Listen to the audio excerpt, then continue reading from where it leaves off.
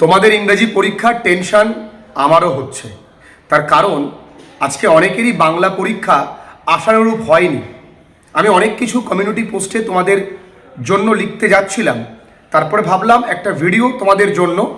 একদম ভয় বা টেনশন পাওয়ার কিছু নেই। আজকের গোটা রাতটা রয়েছে এবং কালকের সকালের কিছুটা সময় প্রস্তুতি একটু বুদ্ধি করে যদি একটু বেশি করে পড়ে যাও তাহলে কিন্তু তোমার পরীক্ষা ভালো হতেই হবে। একটুখানি বুদ্ধি করে বারবার আমি পড়তে বলছি এই কারণেই এই সেমিস্টারের ডে 1 থেকে আমি কিন্তু তোমাদের জন্য পরিশ্রম করছি। পরীক্ষার আগে শুধুমাত্র ভিডিও দিয়ে দায় সারা কাজ কিন্তু আমি করিনি, শুরু থেকে পরিশ্রমটা করে আসছি। তার জন্য তোমরা ভালোবাসা দিয়েছো, তোমাদের কাছে কৃতজ্ঞ। তোমাদের সঙ্গে টেনশন এবং মন খারাপ আমারও কিন্তু হয়। দেখো, পরীক্ষা খারাপ হলে তুমি যেই স্যার বা টিচারের কাছে পড়ো তাকে গালমন্দ করলে যদি তোমার রেজাল্ট ভালো হয়ে যেত, আমি বললাম তুমি তাহলে আমায় দিয়ে যেও।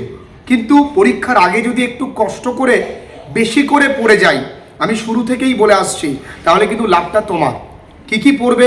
একদম সহজ জিনিস, SAQ তোমাদেরকে লিখতে হবে।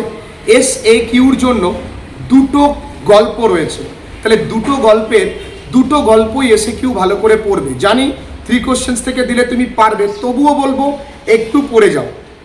কিন্তু 3 কোশ্চেন্স থেকে SAQ এবং BTQ একটাও বাদ দেবে না।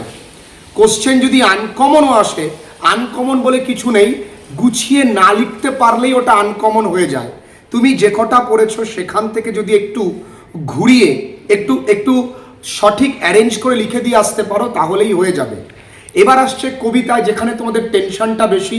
কবিতার SAQর জন্য দুটো কবিতা অবশ্যই পড়বে। এক হলো green house effect, number 2 sonnet number 73। যদি মনে করো যে তুমি হকরুস্টিং পড়ে যাবে, রিস্ক নেব না, পড়ে যেতেই পারো, বেশিক্ষণ সময় লাগবে না, বুঝে বুঝে পড়বে। ব্রড কোশ্চেনের জন্য গ্রিন হাউস এফেক্ট আমি বলবো অবশ্যই পড়বে। আমি অনেকগুলো লিখিয়ে দিয়েছি, অনেকগুলো মানে ভয় পেও না, 4টে। এবং যদি হাতে সময় থাকে তাহলে সনেট নাম্বার 73 একটাই কোশ্চেন, একটাই উত্তর, ওটাই লিখলে 100% আসবে। এবার চলে আসি নাটকের ক্ষেত্রে। নাটকের জন্য আমি বারংবার বলেছি যে মরিয়ার চরিত্র, নেচার ভার্সেস ফেট, তার পাশে বাটলের চরিত্র, তোমার ক্যাথলিনের চরিত্র অবশ্যই পড়ে যেও, এগুলো কিন্তু আসতে পারে। তার পাশাপাশি কিছু পার্ট কোশ্চেন রয়েছে, সেগুলোও কিন্তু আমি লিখিয়েছি, সেগুলো পড়তে বেশি সময় লাগে না, পড়ে যেও। আমি বারবার কেন বলছি, একটু কষ্ট করে পড়ে গেলে তোমরা শর্টকাট খোঁজো, পরীক্ষায় তোমরা যখন আনকমন পাও তোমাদের ক্ষতি হয়। কিন্তু পরীক্ষার আগের রাত্রে বা তার আগে বছরের শুরু থেকে যখন আমি পরিশ্রমটা করছি, পার্ট কোশ্চেন লেখা শেখাচ্ছি, তাই পার্ট কোশ্চেনগুলো কবিতার বলো, গল্পের বলো, নাটকের বলো, যেগুলো দেখবে অনেক 1+, 2+ এরকম করে কোশ্চেন আছে, সেগুলো ভালো করে কিন্তু অবশ্যই করতে হবে। তা না হলে কিন্তু তুমি শুধু ঢালাও প্রশ্ন লিখলেও বেশি নাম্বার এমনি পাবে না।